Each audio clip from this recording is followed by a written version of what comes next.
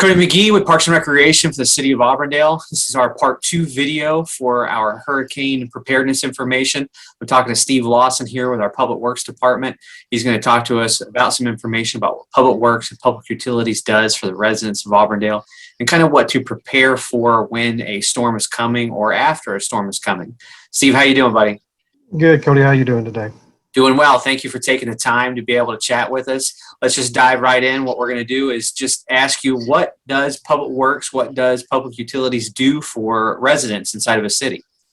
Okay, yeah, the Public Works Department, we do a variety of things, anywhere from maintaining the right-of-ways, trimming trees, some of the street lighting, the road repair, sidewalks, items on the line of that. We also handle the sanitation for the city, meaning the garbage pickup, debris cleanup, stuff like that that the residents need assistance with. And that just some of the stuff that we provide to the residents. Perfect. We know that Public Works and Public Utilities and really a lot of divisions inside of the City of Auburndale worked real hard during Irma. So we've got a good feel, especially with probably the crew that's working for the city now.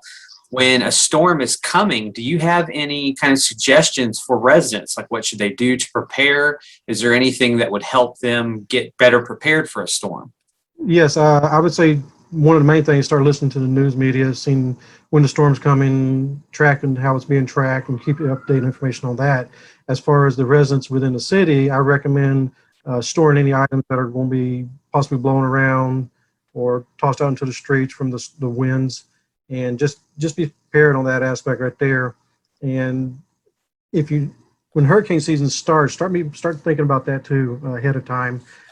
We have residents who start preparing trimming trees and stuff like that and beforehand, but just don't wait until the storm's approaching to start doing that. So just being prepared for it and tracking it, and also watch out for the city's websites and our Facebook page, and we put a lot of information out there that might assist the residents if there's going to be any change of schedules or any type of contact information and stuff like that.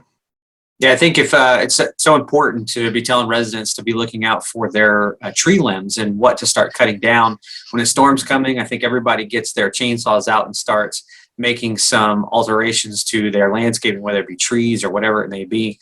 I think that the city beefs up their operation of limb pickups and debris pickup and trash pickups before a storm comes. And I think that's such a good thing for citizens to know, to maybe be able to communicate with Public Works or Public Utilities about is there more trash trucks going out, or is there more debris trucks going out before a storm?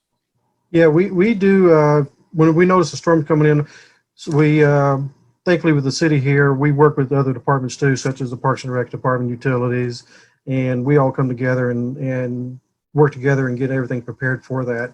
If there is a lot of stuff out there, our crews on the sanitation side, they'll go out and pick up as much as we can prior to the storm. So if the residents call us, we do every effort we can to get that stuff picked up before the storm comes in. So helpful for our residents. I think talking about kind of the pickup of limbs and trash, that kind of moves us right into the next question is, what do we do after a storm? I know during Irma, one of the big tasks of trying to get the information out was trying to allow people to separate what they were putting on the curb, whether it be debris or trash or limbs or whatever it may be. Do you have any suggestions for the residents of what to do post-storm?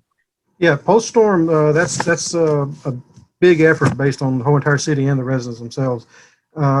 If there's debris on their property, we just need to have everything separated. Don't throw everything in one big pile. Try to separate your brush. Try to separate any junk items, as far as if there's damage to the property of structures.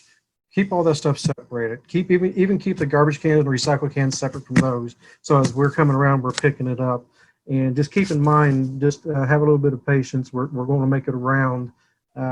We do keep up our efforts in the city. We actually have crews broke down into groups with zones that we send crews out to check out. So the best thing to do is get it out there. And then if you see the city employees out there, just ask them, because most of them, they'll know the answer. If they don't, they'll get that answer for you or get you to the right person or contact information for that. Absolutely.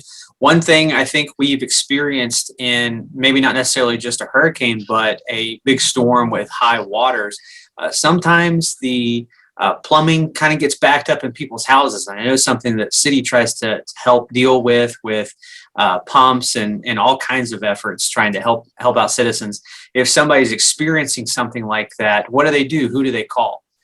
Well, they can reach out to the Public Works Facility at the 863-965-5551 number, or they can actually contact the police department if need be, if there's an emergency such on that. But keep that in mind too, a lot of our lift stations, we do have alarm systems on there that if there's they're not working properly, if they're about to uh, want to try to overflow, or they're not working properly in any aspect, those alarms actually reach out to the city and we are notified on those. So those are monitored. But if the residents see something they're not for sure, give us a call at the 863-965-5551 number, and we'll get somebody dispatched out to that location. And I think with a lot of those lift stations, you guys are pretty prepared in the event that the power goes out at that station with some backup generators and backup pumps to be able to keep those things working. Is that right? Yeah, that's correct. We do have some generators, actually, stationary generators on certain areas that we have them out there. And we do have some portable generators that we bring out to help pump down the stations. And we also bring in pumps for our stormwater system that we bring in with generators out there to help keep the water flowing in some of the high areas of where water is built up in certain areas, the low-lying areas. But we do every effort we can to keep everything moving. Yeah, there's a lot of stuff to do pre-storm and post-storm, a lot of things that people don't think about. Is there anything that just pops into your mind based off of past storms that you would love for people to know? Yeah, the main thing is just let y'all know, let the residents know that the city is always monitoring everything prior to it. Even during the storms, we have people out in certain locations at our water plants and our sewer plants, and we have the fire is on standby at the public works facility and the utilities and even Parks and Rec. There's always somebody ready to go as soon as the storm comes through. Just keep in mind that the city of Auburndale and their staff is very well organized, in my opinion, on getting out there for us, prepping for the storms and also recovery for that.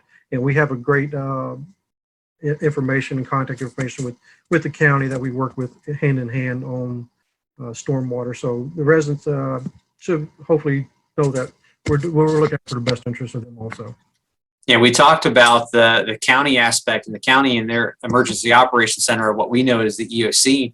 When that storm comes in, that EOC is stationed and manned by several different people inside the county, but also several different people throughout all the municipalities in the county. And we actually have one person from the city of Auburndale that stays there 24/7 until the storm is passed.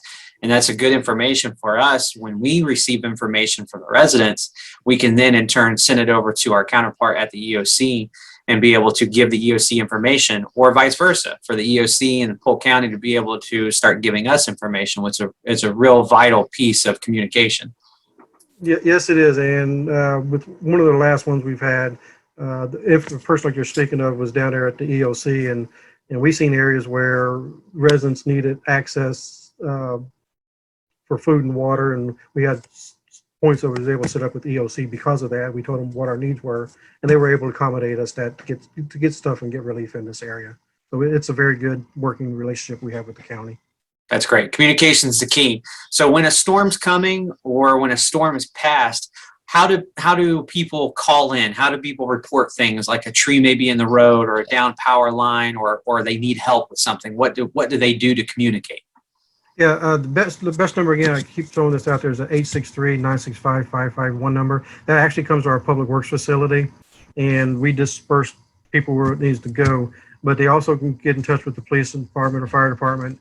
But let them also know that once a storm has gone through, we do send crews out to certain zones, and we do go out and do an assessment of the area before we start doing any cleanup. And we do look at what's high priority areas. We try to get all of our roads open up as soon as possible, get the trees cleared, as long as it's safe, as long as there's no power lines down on that. And just keep in mind, since I mentioned power lines, if you do see anything down like that, please stay away from them.